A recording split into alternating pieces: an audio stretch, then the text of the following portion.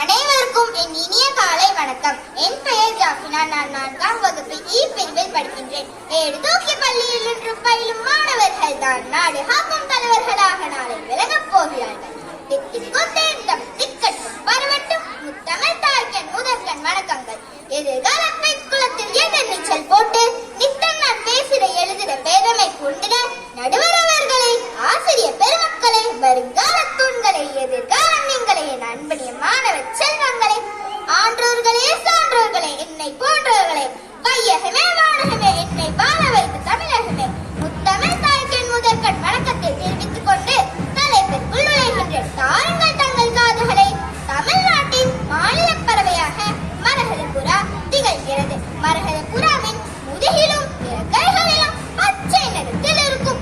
இதனால் தான் மரகத புறா என பெயரிடப்பட்டுள்ளது. இதன் தலையும் கீழ்ப்பகுதியும் பழுப்பு நிறத்தில் இருக்கும். மலைக்காடுகளில் வாழும் ஒரே பறவை இவைதான். இந்த புறாக்களுக்கு மற்ற புறாக்களை காட்டிலும்